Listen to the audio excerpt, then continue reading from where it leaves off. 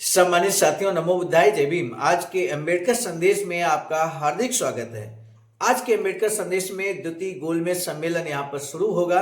अब तक हमने अंबेडकर संदेश में प्रथम गोलमेज सम्मेलन की बात की है, लेकिन आज पहली बार द्वितीय गोलमेज सम्मेलन का पहला वीडियो, पहला अंबेडकर संदेश आपकी सेवा में प्रस्तुत किया जा रहा है। सामान्य साथियों, हम आपको बता दें, संघीय ढांचा समिति बनाई गई थी प्रथम गोलमेज सम्मेलन के दौरान। उप समिति संख्या नंबर 1 संघीय ढांचा समिति नाम दिया गया, जिसके अध्यक्ष थे लॉर्ड चांसलर। अध्यक्ष महोदय को संबोधित करते हुए बाबा साहब का क्रांतिकारी स्पीच होता है। द्वितीय गोलमेज सम्मेलन में आपको मालूम है, महात्मा गांधी समेत सभी हिंदूवादी लोग भी यहाँ पर प्रतिनिधित्व करने के लिए लंदन पहुंचते हैं। तो ऐसे में सम्मानित साथियों, ये द्वितीय गोलमेज सम्मेलन बहुत ही रोचक और होने वाला है, क्योंकि यहाँ पर लंबी बहस चलने वाली है और बहुत ही सार्थक दिशा में जाने वाला है द्वितीय गोलमेज सम्मेलन। द्वितीय गोलमेज सम्मेलन में बाबा साहब ने जो संघर्ष दिखाया, जो त्याग और समर्पण दिखाया, वो निश्चित तौर पर हर अंबेडकरवादी को समझना बहुत जरूरी है। किस तरह से महात्मा गांधी ने बाबा साहब के रास्ते में मार्ग में रुकावटें पैदा करने की कोशिश की। द्वितीय गोलमेज सम्मेलन की संपूर्ण कार्रवाई आप जरूर समझेंगे, तो इस बात को भी जरूर समझने की कोशिश करेंगे। हम आपको बता दें, द्वितीय गोलमेज सम्मेलन 7 सितंबर 1931 से लेकर 2 दिसंबर 1931 तक चला। आज के अंबेडकर संदेश में इसी संघीय ढांचा समिति, जिसके अध्यक्ष थे लॉर्ड चांसलर, उप समिति संख्या 1 की 23वीं बैठक होती है 16 सितंबर 1931 को।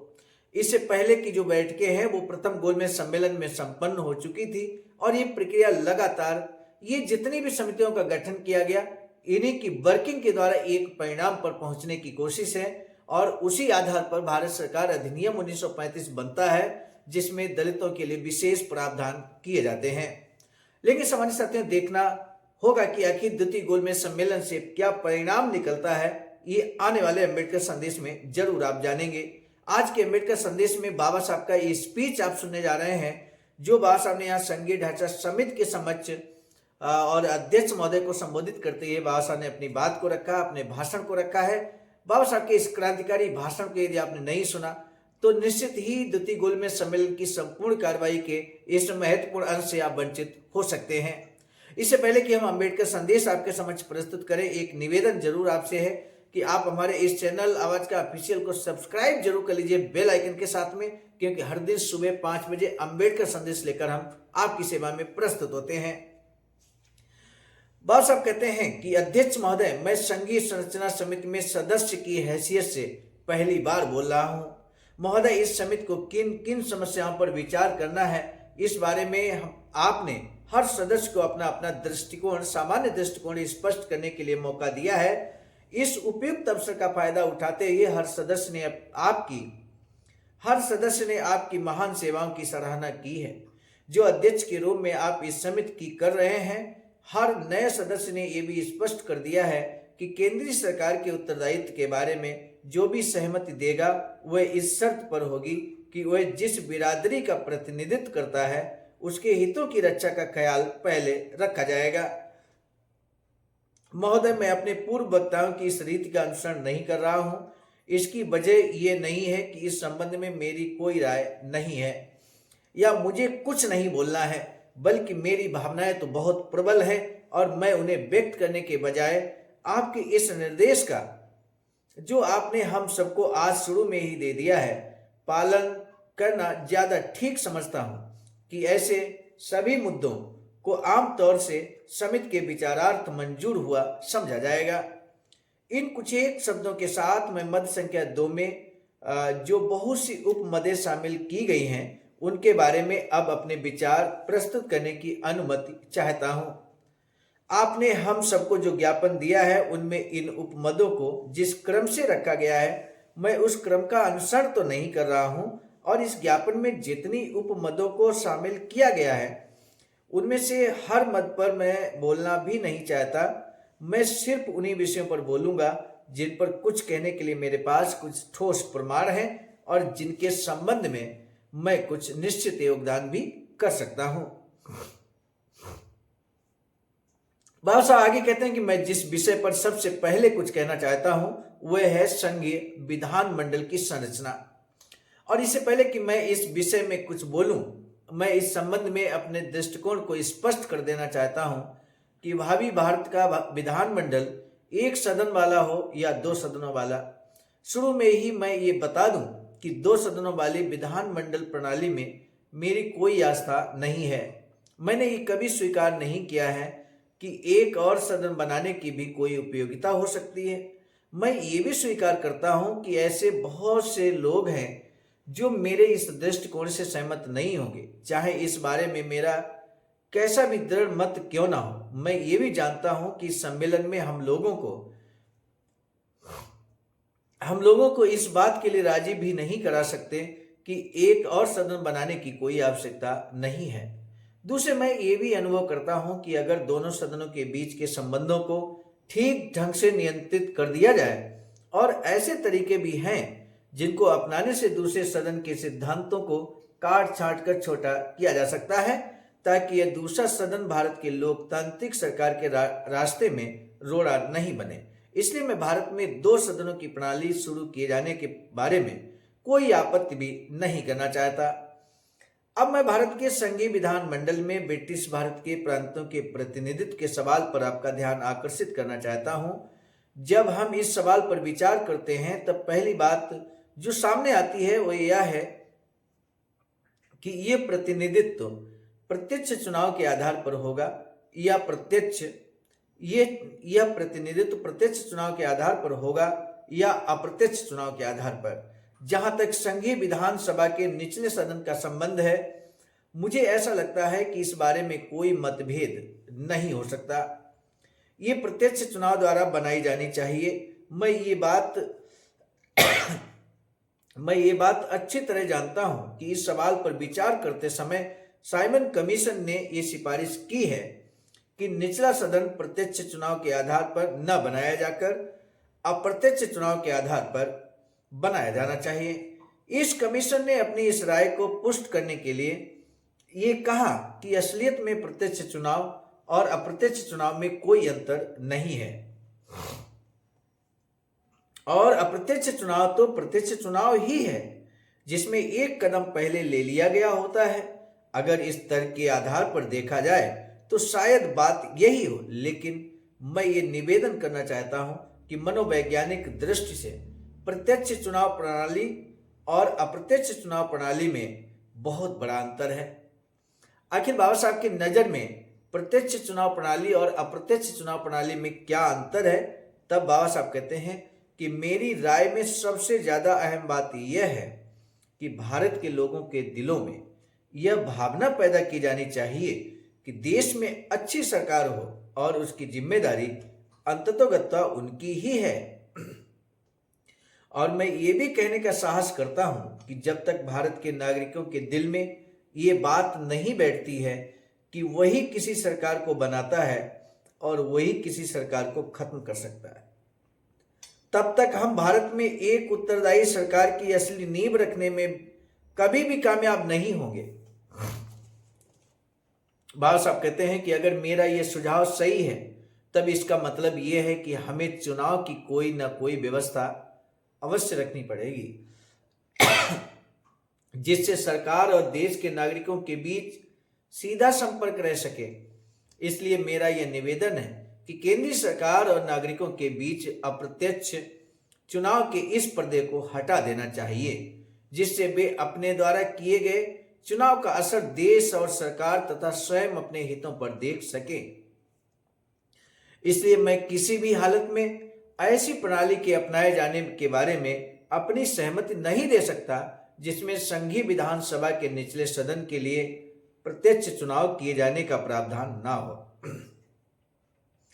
बस आगे कहते हैं कि अब मैं उच्च सदन के गठन को लेता हूं। मैं संघीय संरचना उप समिति के सुझाव का अनुमोदन करता हूं कि यह अप्रत्यक्ष चुनाव के आधार पर गठित किया जाना चाहिए, जिसे प्रांतीय विधान परिषदें चुनाव क्षेत्र के रूप में रहेंगी।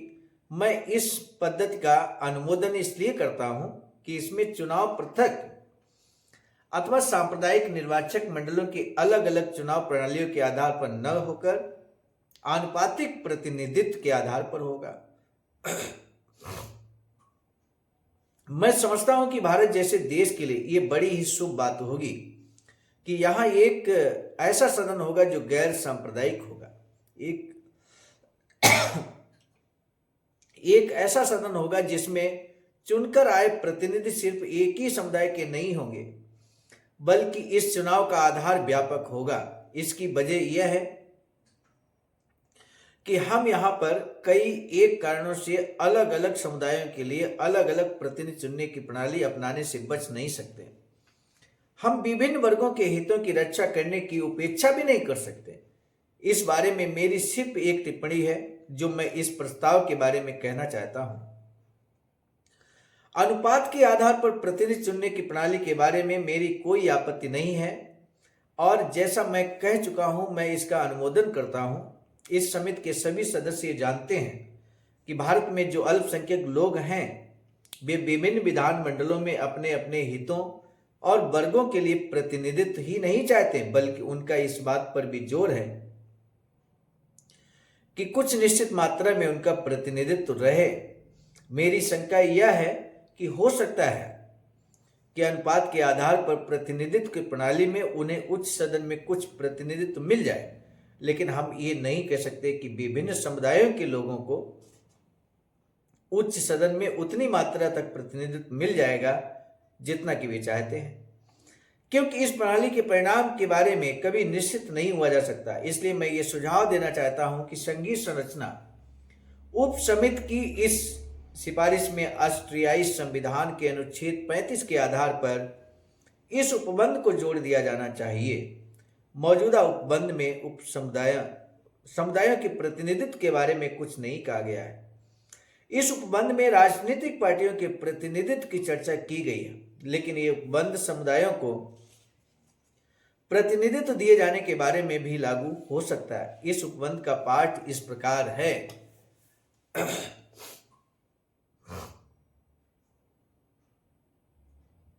संघीय परिषद और उसकी स्थानापन्न संस्थाओं के सदस्यों का चुनाव प्रांतीय विधानसभाओं द्वारा उनकी अपनी अपनी अवधि के लिए अनुपात के आधार पर प्रतिनिधित्व के सिद्धांतों के अनुसार किया जाएगा, लेकिन कम से कम एक स्थान उस पार्टी को अवश्य मिलेगा जो प्रांतीय विधानसभाओं में अपने स्थानों की संख्या के आधार पर दूसरी सबसे बड़ी पार्टी होगी।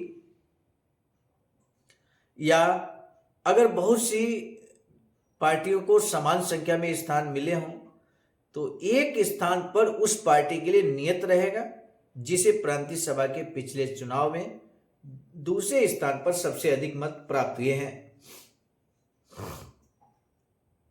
जब बहुत सी पार्टियों के दावे एक समान हो तब इसका निर्णय पर्ची निकालकर किया जाएगा। मैं यह नहीं कह रहा हूं कि इस पाठ को ज्यों का त्यों भारतीय संविधान में शामिल कर लिया जाए, लेकिन वहां पर बताया गया है कि अनुपात के आधार पर प्रतिनिधित्व की व्यवस्था के साथ साथ एक ऐसा उपबंध भी रहे जिससे प्रतिनिधित्व की मात्रा सुनिश्चित की जा सके।